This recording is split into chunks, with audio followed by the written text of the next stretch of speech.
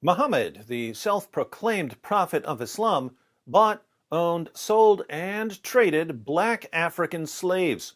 He called Ethiopians raisin heads and said that Satan looks like a black man. Muhammad warned his followers that a black man would eventually destroy the Kaaba. According to Muhammad, if you dream about a black woman, it's because a plague is coming. Under Sharia, the penalty for calling Muhammad a black man is death.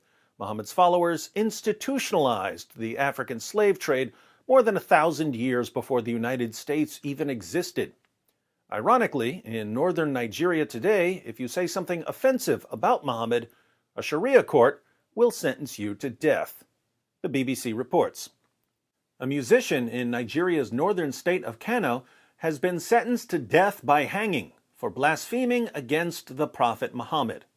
Wow, the Prophet Muhammad. So Muhammad was a prophet, according to the BBC. I guess if your organization is the center of decades-long pedophilia scandals, your best bet may be to throw your support behind a prophet who was certainly no stranger to molesting little girls.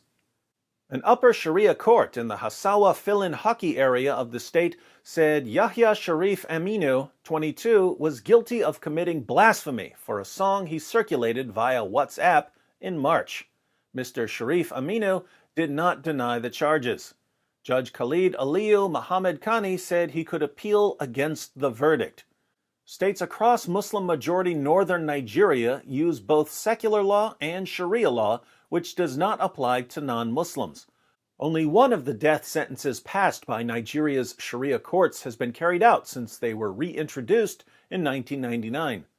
The singer, who is currently in detention, had gone into hiding after he composed the song. Protesters had burnt down his family home and gathered outside the headquarters of the Islamic police, known as the Hisbah, demanding action against him. Critics said the song was blasphemous as it praised an imam from the Tijaniya Muslim Brotherhood to the extent it elevated him above the Prophet Muhammad. So, this wasn't a non-Muslim making fun of Muhammad. This was a Muslim singing a song that praised someone more than Muhammad. Praising someone more than Muhammad was enough to get this Nigerian Muslim a death sentence for blasphemy. The leader of the protesters that called for the musician's arrest in March, Idris Ibrahim, told the BBC that the judgment will serve as a warning to others contemplating towing Yahya's path.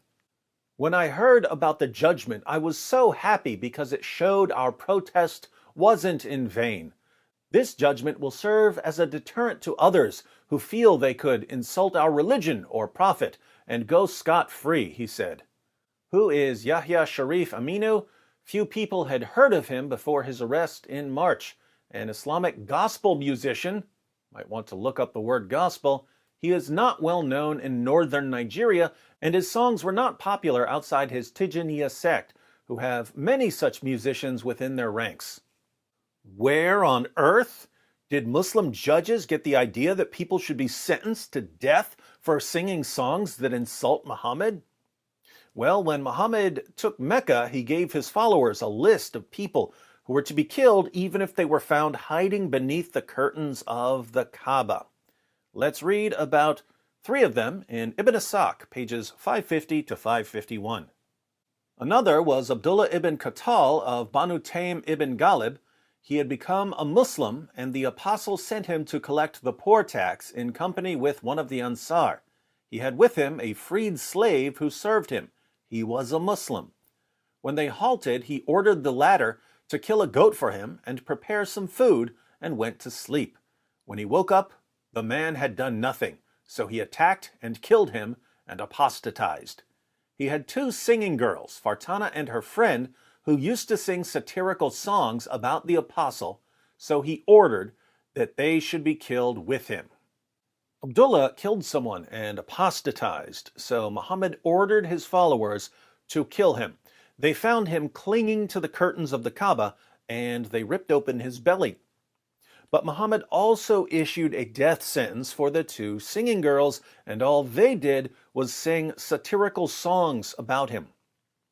14 centuries later, people are still being sentenced to death for songs deemed blasphemous to Islam. Fortunately, YouTube hasn't fully submitted to Sharia courts yet, although clearly not for a lack of trying. So we're still somewhat free, for the moment, to criticize Muhammad. And that's exactly what we'll be doing every night this week on my channel. I'll pin links to our shows in the description box. If you'd like a future where people aren't sentenced to death for blasphemy, join us live. Oh, and if you'd like sources proving that Muhammad bought, owned, sold, and traded black African slaves, be sure to check out my videos, Muhammad, the White Prophet with Black Slaves, and How Muhammad Ali Was Deceived by Islam. Islam has been oppressing Africans since it started. Time for a change, don't you think?